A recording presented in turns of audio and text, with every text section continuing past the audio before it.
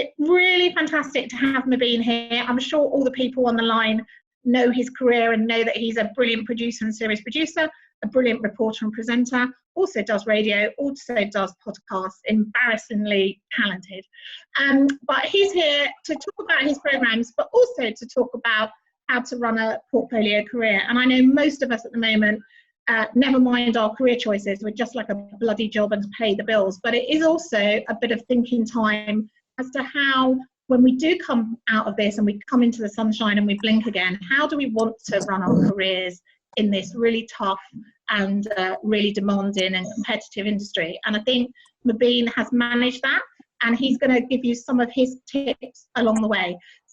So have a fantastic time with Babita and Mobeen. Thanks again, Mobeen, and thanks, Babita. Thank you. And thank you, Donna, actually, and welcome everyone. My name's Babita. I'm Head of Creative Diversity at Channel 4.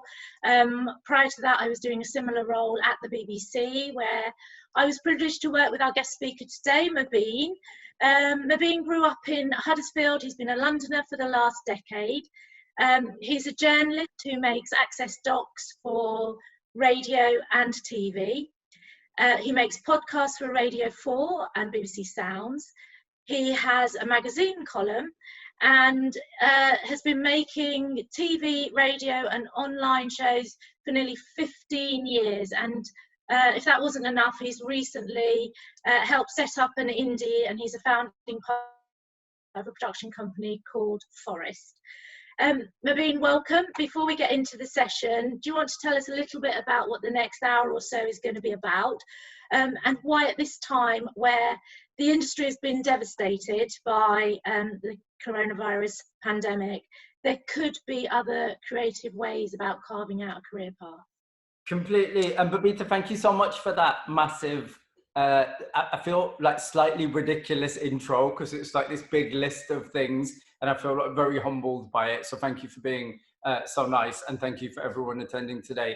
So I think you're absolutely right that we are in such an odd time, and a lot of us are just really feeling a lot of anxiety, which I think is understandable right now. And I certainly am feeling that too. And so what I want to do with the next hour, I guess it's two things.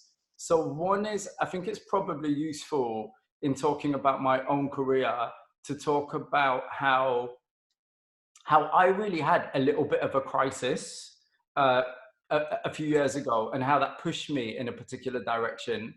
And so then what I want to do in relation to that is talk about how all of us collectively and individually in this current scenario can use this period and use this time, which is just so odd in so many ways, to think about what we might need to change, what possible opportunities there might be, and how we need to adapt moving forward. Okay, that's brilliant. And I should just say, I'll try and take questions as we go through, so do keep them coming through on the chat. That's brilliant. Thank you, Mobeen. I just want to talk about your view on the industry and what you're doing right now. Last month, your company, Forest, delivered its first project. It was new episodes of the amazing Hometown and Killing. It's your company's first delivered project for BBC Three. It also went out on BBC One last month. And any of you who haven't seen that, it's absolutely brilliant. Go seek it out. But Mobeen, a few of us will be used to seeing you fronting those sorts of docs, but perhaps what people don't know is that you actually spent quite a long time in production prior to that, before you even thought about getting in front of the camera. Do you want to talk a little bit about that and how that transition happened? Completely. So I think when I was younger, when I was at uni, I didn't particularly know what I wanted to do. I actually ended up doing a law degree because I thought that will cover a lot of bases. And then I did theology. I remember when I was doing theology, the only other person on the course was a priest. So I thought, okay, I could start leading prayers in my local mosque, perhaps. But I wasn't really sure what I wanted to do. And then I took a year to work as a press officer for a charity. And I think I was kind of very bright-eyed and bushy-tailed and quite idealistic. And when I say idealistic, I got into my head that I kind of wanted to do campaigny stuff and change the world. And actually, in a lot of ways, I think that idealism is something that I've tried not to lose. But anyway, I ended up doing journalism as a master's. And at the end of, anyone that's done these NCTJ courses will know at the end of it, you do a period of work experience. And so I was meant to do a 2-week placement at the Religion and Ethics Department in Manchester. And that 2 weeks, it ended up getting extended and extended and extended. And I didn't leave the building. And I think back then, I thought I was going to take a really, I guess what you'd call a very traditional career trajectory. So that would be the model where you go in perhaps as a runner, and then you move up to researcher, then you do that for maybe, a couple of years, become an AP, then become a PD, maybe a series producer, an exec, and then maybe later you go into commissioning. And I thought at that point, this is brilliant and it's really exciting, and I'm gonna stick to that path. But I found that traditional model quite stifling, actually, in a lot of ways. And it didn't really lend itself to me being able to work with the range of interests that I had and the things that I really wanted to do. So it sounds like you sort of had it sorted in the traditional career path that people do take in telly, but actually that wasn't really for you, was it? And I think you set us up at the start and talked about having a bit of a crisis that you on a different path. Do you want to tell us a bit more about that? What happened next? Completely. So I was having a great time, and I think that period really taught me a lot of, I guess, what I'd call core skills. But what happened is, if anyone's familiar with the system at the BBC, you have a system of attachments where you can go and work in lots of different departments, but ultimately you have to go back to your home department. Now, I was thinking about kind of job stability and all those things, and I ended up, after maybe 4 years, having a staff job in Manchester in the current affairs unit. But by this point, I'd been on attachment after attachment in London. I'd met someone, was having a great time. I was in the process of buying a flat, all that kind of stuff. And then my home department said, you need to come back. They said, we can't keep your staff job open. So either you come back or, and I said, yeah, but what's the alternative? Thinking there's got to be an alternative. But the alternative was that I resign. And so you've got to imagine there wasn't an option to get any redundancy because I would be resigning. And so this was a real crisis for me. It really was. And I thought at the time, I've got a very stark choice. Either I stick to kind of safety and keep using that traditional industry model, or is this a time where I think that model hasn't really been working for me? And so do I take a step back and take a bit of a jump? I just want to make it clear to everyone watching, I wouldn't say I was particularly brave at all. I really don't think I was brave. I think the fact is I wanted to stay in London. And so I made that jump. And I remember the moment, like typing an email and saying, yeah, I'm not going to be coming back. And, it had the word, it had references to a resignation. And then my finger floating over the send button and just thinking, am I actually going to do this? And I did. And so in many ways, Babita, that was completely terrifying. And I think, it's not on the same scale as what's happening now, but it really makes me think about where we are as an industry in the moment. Because a lot of us, and I imagine a lot of people watching, and I certainly have anxieties right now about what's going to happen in the long term, what's going to happen with my mortgage, what's going to happen in terms of finances, and all of those things. And that was reflected when I handed in this resignation. And I think what happened in that kind of following 6 to 12 months is my brain, it's almost like it became rewired in terms of having a safety blanket where I knew exactly what my next step would be. To now, it felt like I was doing a lot of selling. And if I can use the word, it felt like I was doing a lot of hustling. And so this meant I was constantly, and at the start, I was really shy about this, but I was sending out a lot of emails, trying to organize a lot of meetings and thinking, okay, what can I offer up that there's perhaps a gap there for me? And what leads can I chase that I haven't previously chased? And so that meant I started doing things like working for Radio 4.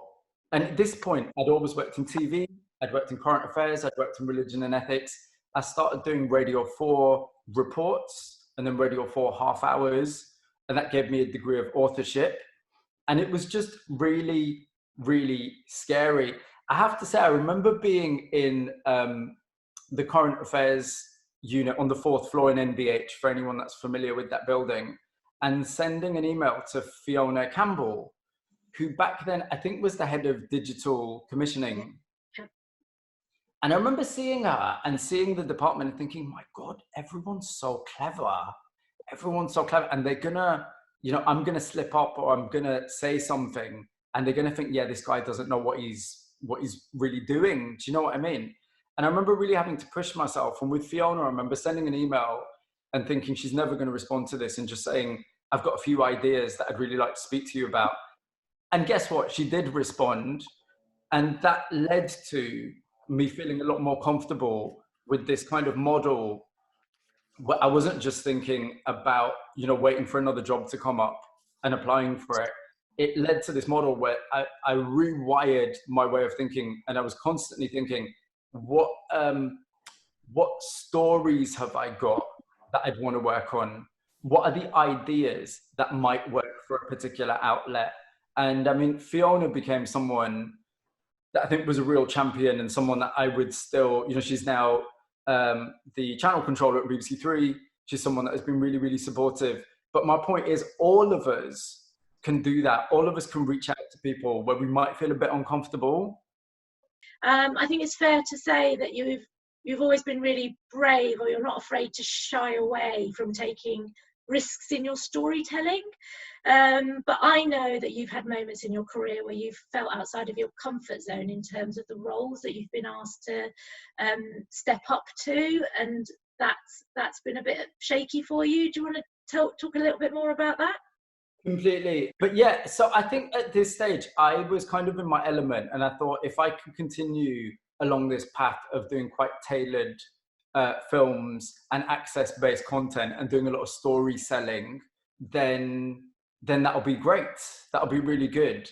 And, in regard to having a portfolio career, what I was also doing by this point is I was taking jobs in radio and in TV, but then I was doing things with different skills. So for example, if a Stacey Dooley came up where they needed a camera op, then I can self-shoot. So I would be the cameraman. I was a cameraman on a couple of Stacey Dooleys.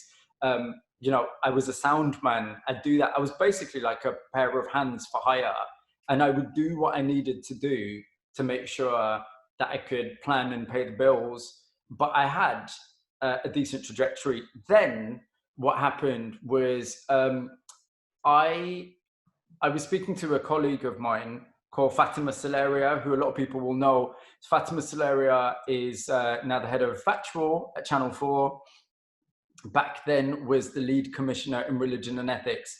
And Fatima is someone that I think I moved with in the industry. So when I first met Fatima, I was an AP and she was a series producer, and we kind of moved up together. And we were having a discussion, I think over some food, about a particular idea. And that idea, Fatima asked me to develop. And the development for that, and development is something that I was used to doing, and it was another one of these things that I would do for hire. The development turned into Muslims Like Us. But Babita, you're absolutely right. I was completely terrified. I think that is the right word. So I remember doing the development and thinking, God, this is big in scale, and it's bigger than anything that I've done. And I'm used to kind of just being the guy with a camera that's asking questions. And the scale of that is really small, working with small teams. Muslims Like Us, I knew it was You know, there was talk of it being a rig show. There was talk of having, you know, 6 or 7 PDs. There was talk of a team of, you know, 30 people. And I remember thinking, if this actually gets commissioned, I'm screwed. I'm actually going to be screwed here. And then, can you guess what happened, Babita? So it got commissioned. And then I remember calling Fatima and just saying, yeah, I don't think, she said, yeah, you need to series produce it. I'd never series produced, completely not in my comfort zone. And she said, no, I think you have to do it. And I remember her saying to me, she said, Mobeen, I'm just not having this discussion. It's going to be the making of you.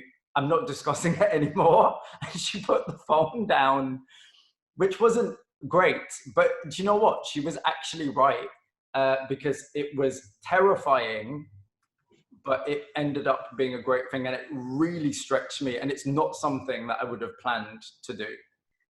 I mean, Mobeen, it was an amazing series. It had massive impact. The ratings were great.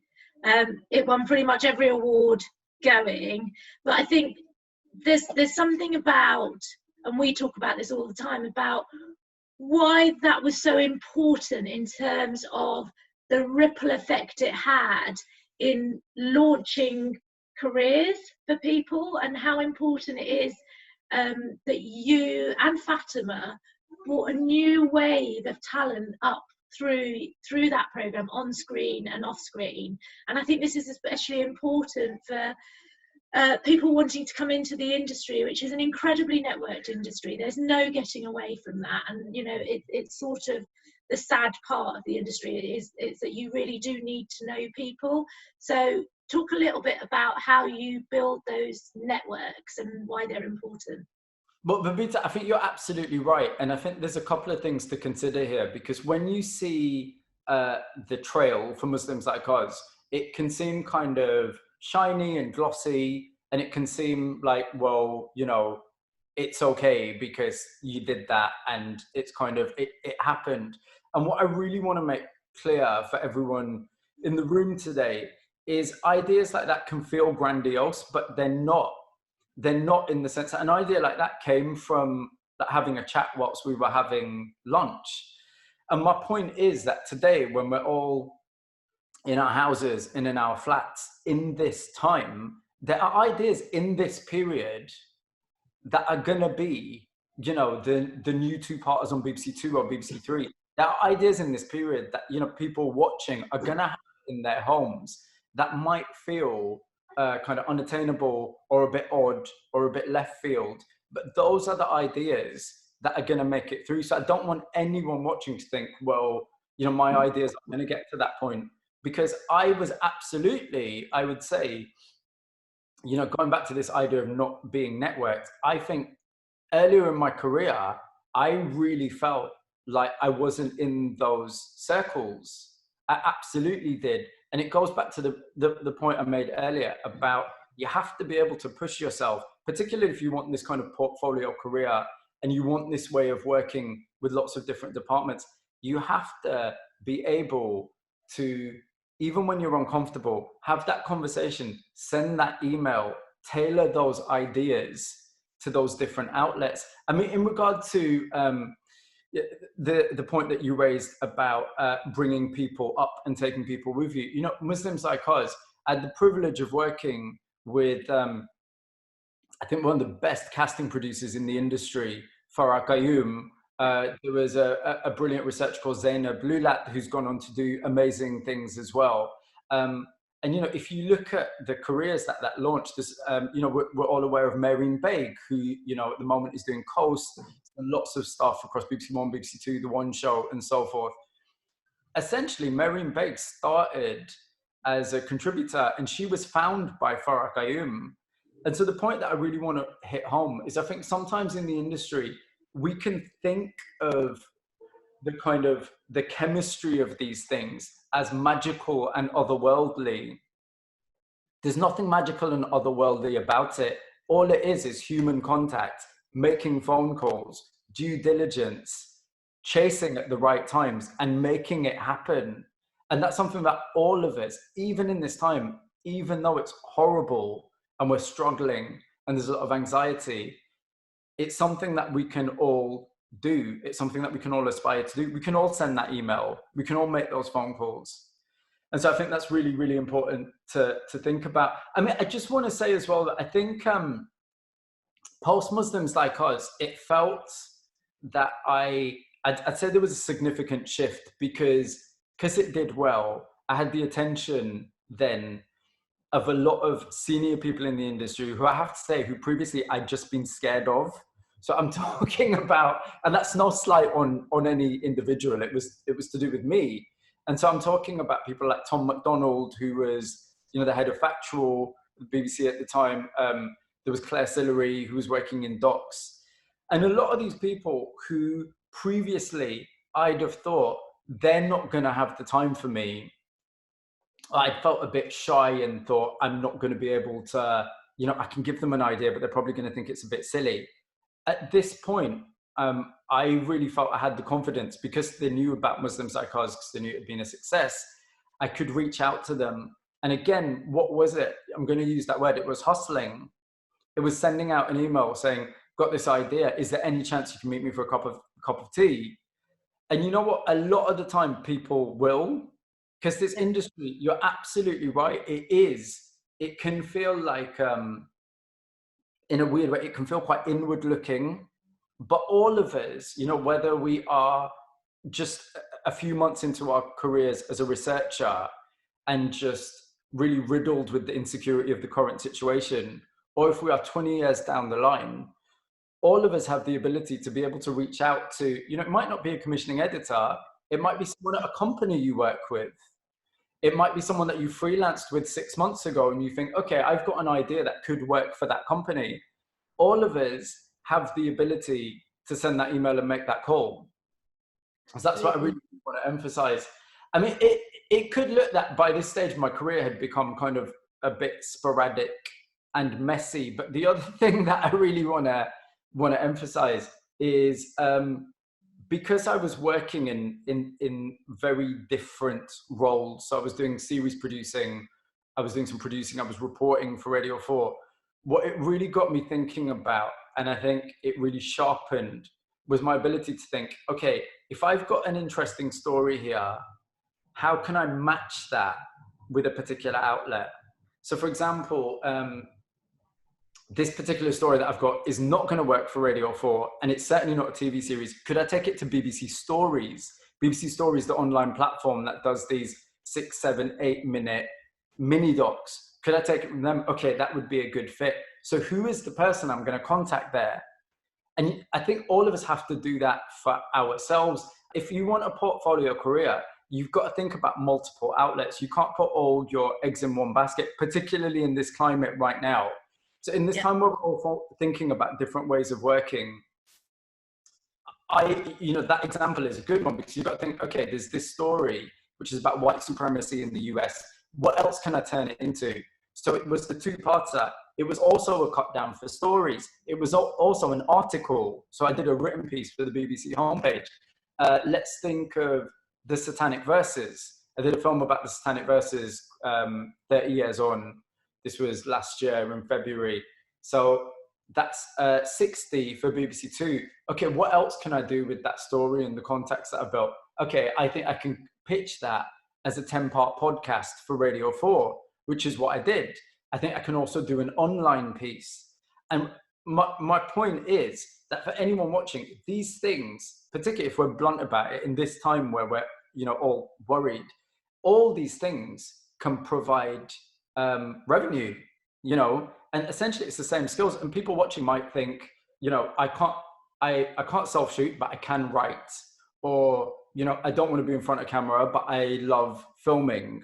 You know, everyone has their unique combination of skills. And what I really want to get across is, in this time, I think all of us have to think about what are the different ways, even if it's shooting stuff with your, you know, with your smartphone in this period, actually, what are the different ways that we can think about generating revenue and having a job and still doing something that we enjoy and love doing.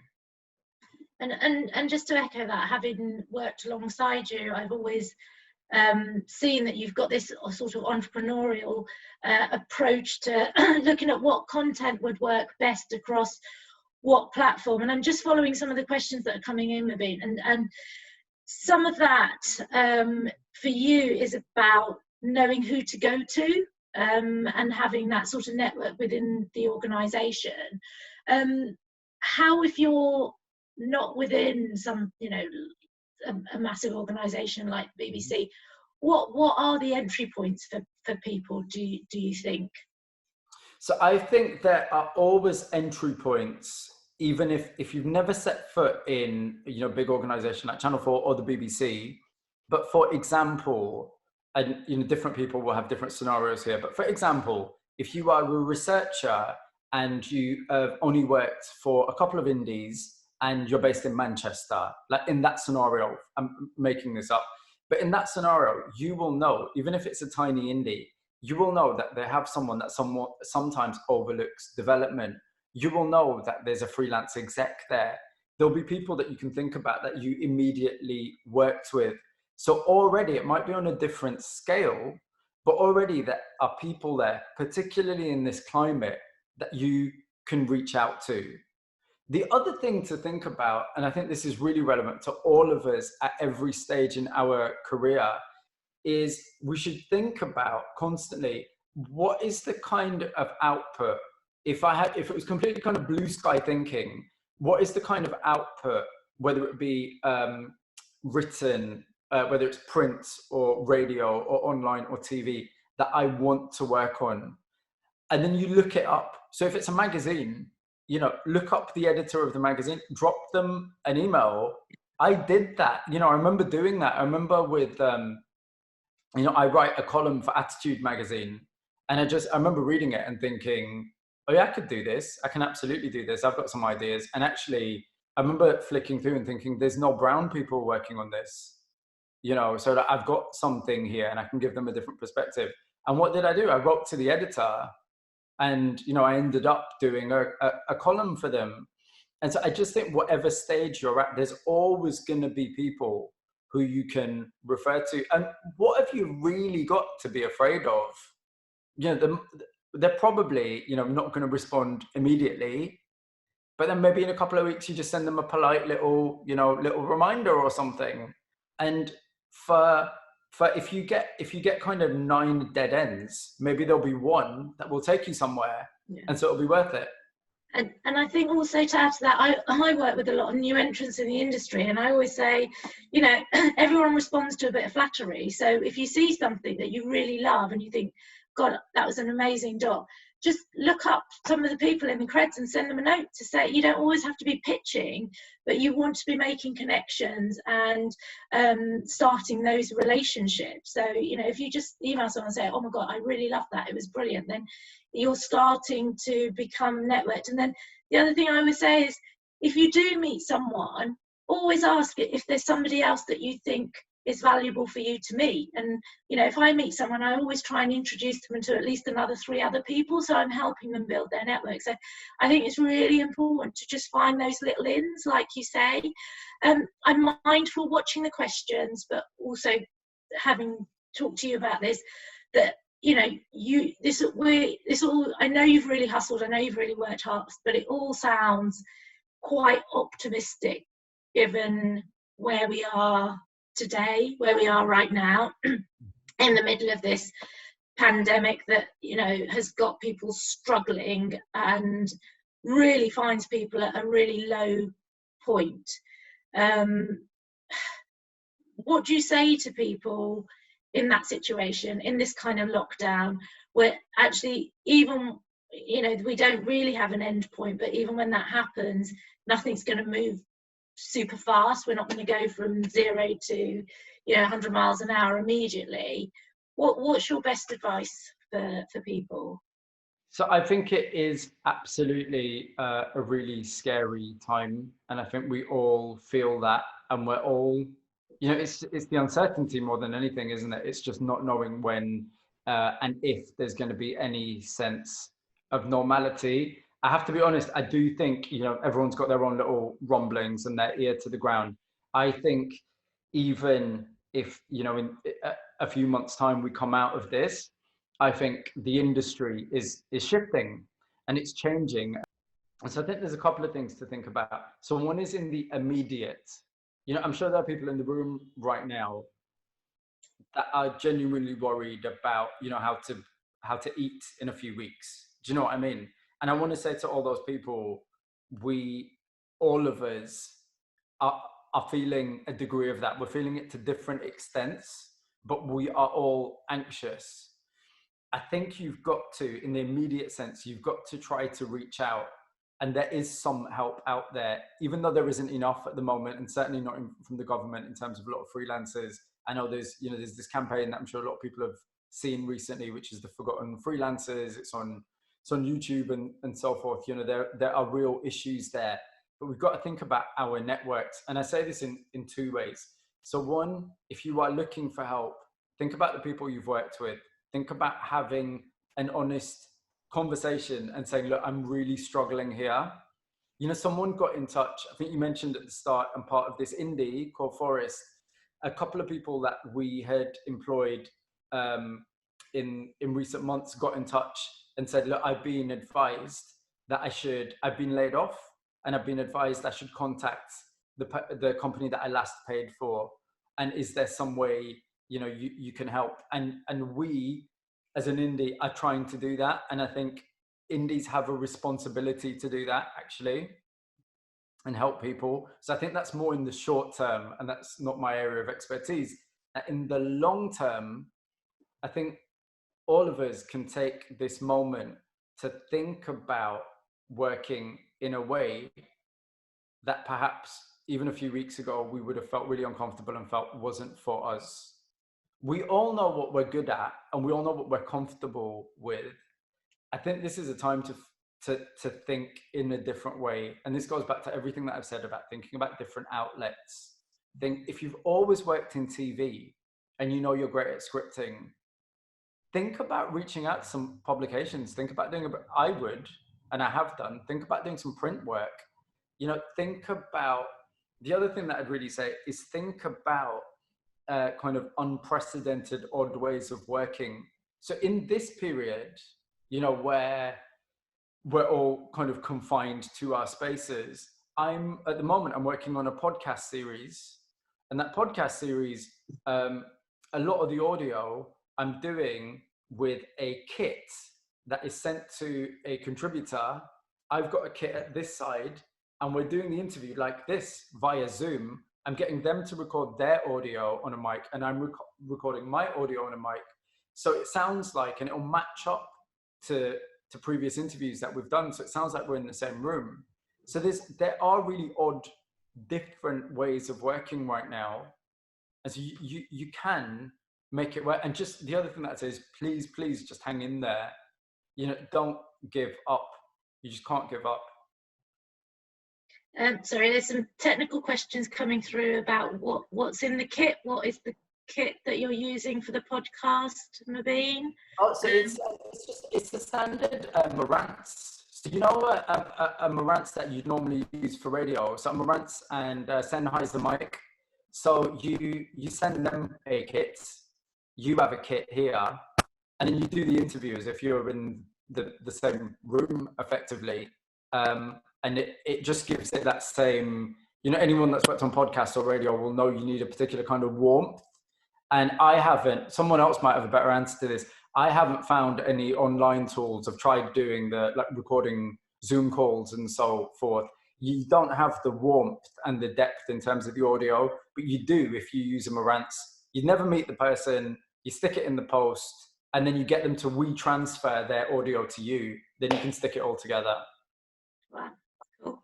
There are a couple of other things actually that we talked about in terms of coming out of this and spending this time thinking about what options there might be. And we talked a bit about what the industry needs as a whole, about connecting with younger audiences, about rising to some of the challenges around Facebook, Amazon, Netflix, Google, and engaging with those audiences as well. Have you got anything more to say about that?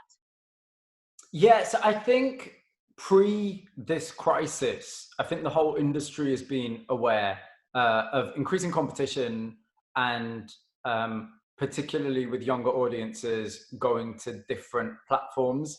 And I think in this period, that is just emphasized.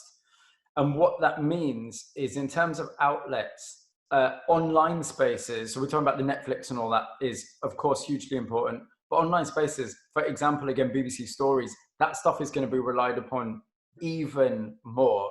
You know, when I talk about this stuff, sometimes I feel quite disconnected from it, because I know my nephews and nieces, for example, I know that a lot of the content they get is, of course, it's just from their mobile phone. So they're watching short form content. Now, there's an opportunity there, because if you have always produced and you think, look, I just don't like the technicality of filming, I'm not going to use a C300 or, you know, FS7 or whatever else, but I'm great at doing, you know, Instagram videos. How much content have we seen, Babita, in recent weeks that could be described as user generated? Yeah. Yeah, there is so much of that stuff at the moment. And so in this period in particular, I would be thinking about how can you take an idea or a story, using the skill of just using your phone, how can you make something and who would you take that to? Could you take it to BBC Stories, for example? Could you take it to a YouTube outlet? And so I think that in itself, it's difficult and it's a challenge, but it also presents an opportunity. Of course. Before we go to questions, I have to ask this because of the role that I have in at the moment in the industry. How do you think there will be people who are disproportionately impacted by this crisis? Those who are less financially resilient, of course, those from lower socioeconomic backgrounds. You know, how do we safeguard and protect the negative impact that this crisis could have on the progress that we've made in changing the industry in terms of what it looks like and making it less elitist? I think this is really important. And, you know, I don't know everyone that's in the room right now, but I would say this, and I think this is for all of us, but it's also for the industry, and it's kind of an appeal, because I think, and Babita, I don't know if you share this experience, but I think you do probably share this experience. I think that in a situation like this, it's normally the people that were last in, so the people that, you know, came into the industry most recently, that are going to be the first ones out. And that means it's going to be the people who are perhaps less established, have a smaller network.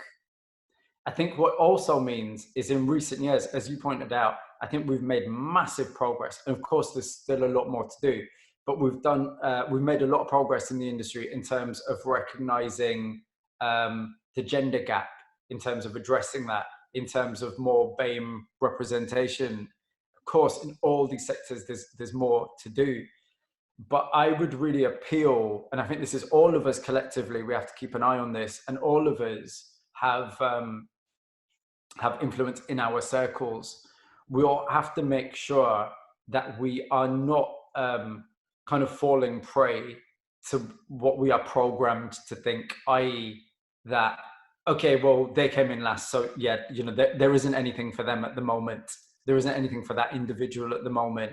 We don't want to undo the progress that's been made in recent years because of this crisis. We can't, as an industry, afford to do that because we're not serving audiences as well as we could be doing. And so I would really appeal to the whole industry and all of us individually to have that conversation, to really have that conversation and have those discussions in our circles, even if it's, you know, on one of those TV, Facebook groups, you know, We Work in TV or whatever, or any of those groups that exist. We should be having these conversations because we just can't afford to go back to a place where it's just the people that are most rooted and most established that come out the other side of this.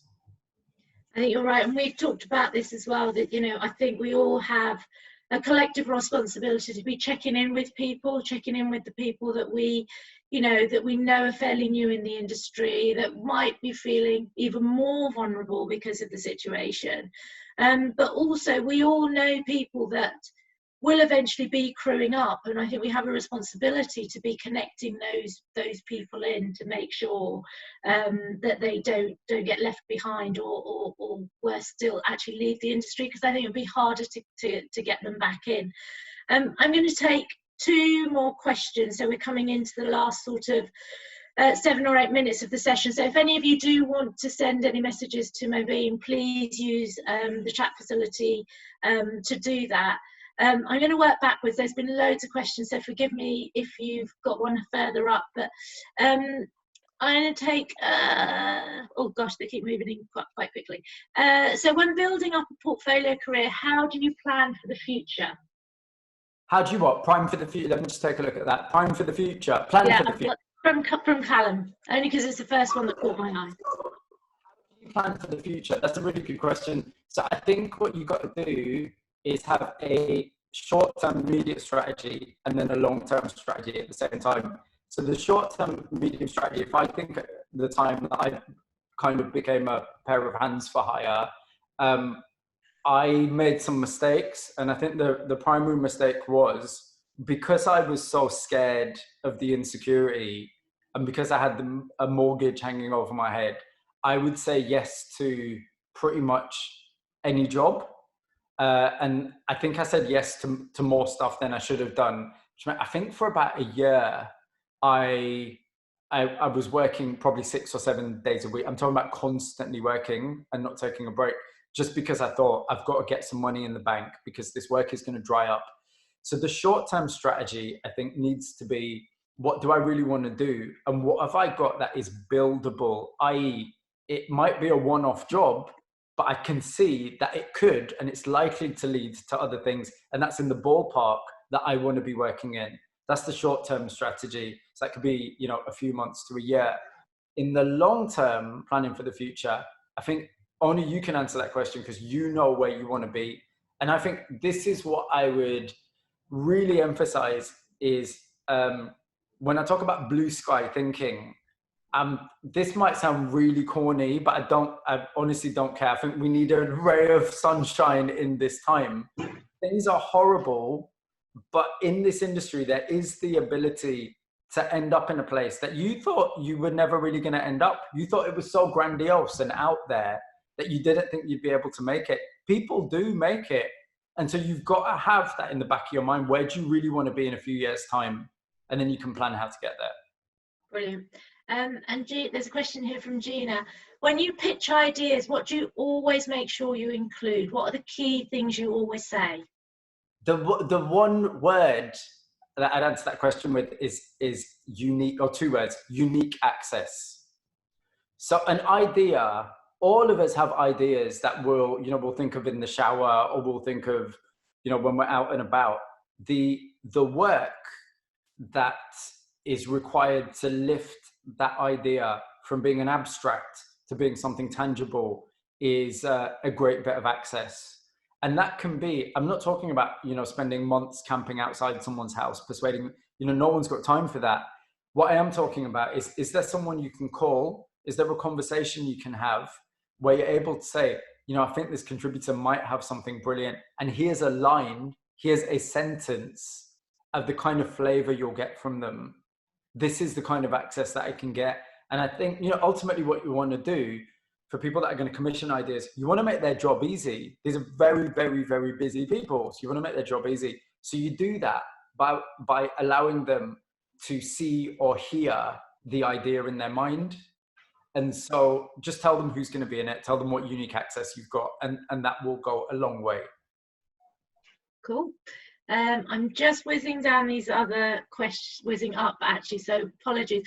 Are you working on a commission right now? If so, are you able to share a bit about that? And what is it and your working method under lockdown, please? Well, I'll tell you a little bit. I was in the middle of filming something. I was in the middle of filming a series for BBC 3, and then this happened. which meant right now, actually, I was meant to be abroad, and that hasn't happened, which is frustrating and difficult. I feel incredibly lucky at this stage that it's something that right now it's postponed. It hasn't been cancelled. And so that was kind of my big thing. The commission that I am working on kind of day to day, and I will be working on later this afternoon, is this podcast series that I'm doing. And I think I spoke earlier about how there's just a very different way of working, because I'm doing the majority of those interviews now using 2 Marantz units and a Zoom connection. So that's my day to day. What I've also done, which is, speaks to this whole idea of making yourself available. I do a radio show on the Asian network. And as soon as we went into lockdown, I got in touch with all the kind of the seniors that I know and everyone that I know at Radio 1, One Extra, Asian Network, Radio 4, and said, hey guys, I'm probably going to be available because I'm no longer going to be away filming. And so that has helped. So I'm still doing live broadcasts at the moment. Are you doing them from a studio? Have you got some makeshift thing going on in that flat? So in this flat, I have done live broadcasts which involve a blanket over my head. That's how. Yeah, I don't know if this room can be a bit echoey. It's quite. It needs more soft furnishings, perhaps. It's got a wooden floor. So when we were doing the kind of tech run through, the best way we found to do live broadcasts from here for radio is with a blanket over my head, which is what I've been doing. So good luck. A question here from Anna. What do you recommend for people that have primarily and independently produced short films? What would be the next steps in expanding or growing your career? For independent short films, yeah? Yep. Okay, brilliant. So independent films is a kind of beast that I used to think is so alien and different to me. And I know there's the whole festival circuit and all that stuff, but that's not my area of expertise. What I think is helpful to think about in those contexts is what could be the other outlets for your access. So for example, this is probably a very tangible example, is BBC News and BBC Global have some amazing strands like Our World, which are these half hours. And I think maybe I've done half a dozen of these in the past 5 or 6 years. And it's particular stories. And I know colleagues who've made indie films and then thought, okay, I've got this brilliant bit of access. I know a colleague that made a 15-minute film on a particular story in Pakistan and then wanted to take it to broadcast. And they had a meeting with Our World and they showed them the film they've made. And they said, look, this is what I'd need to turn it into a half hour. And it got commissioned. So again, what I would really do is think about the film that you've made and then think about the kind of outlet you want it on and then reach out to the appropriate people. Cool. There's a question here about funding. How much of your projects do you initially have to start self-funded? And how much of a story would you say you need to have before approaching a commissioner or a decision maker? That's a really good question. So I would say, and this isn't the model for everyone, but it's certainly the model for me, all my development is pretty much done whilst I'm working on other stuff, i.e. I don't do a kind of, I'm taking out 3 months or whatever to develop a story, because I do not have, as much as I'd love to be able to have, the resources to say, I'm going to pay myself, I'm going to pay myself and the team to do a development for 3 months. So it's all done, I guess you'd call it on the side, really. And so the second part of the question was about how much of a story do you need to have? And that's really important, because I would say, I always use this term, you need the embryo or the germ of an idea and then that bit of access. And I think development should always be seen in 2 stages. And I think a lot of people make this mistake. I certainly used to do this. I used to think, I don't want to take an idea to anyone of influence or anyone that might commission it until it's beautiful and glossy and I've turned it into a 16-page thesis. That's wrong. there's two stages. So one is fire off an email, which could be a side of A4. It could be a couple of paragraphs with what the story is and what you can bring to it that's unique, meaning what access have you got? Gauge that interest. Once you've got that interest, that's when you can start writing the thesis. And I just want to echo that, because I know it's different at the BBC because they have the pitch system, which has certain requirements. But at Channel 4, you could just email any of the commissioners any idea, and they'll look at it. And really, to make their jobs easier, you just need to send a top line, and they can tell whether it's something they're looking for in their slate, or like you say, if you've got access, or it's something that we haven't got going on at the channel at the moment, that actually you just need to pique their interest. And you, like you say, they probably haven't got time to go through your 16-page glossy PDF that's got all this other stuff in it.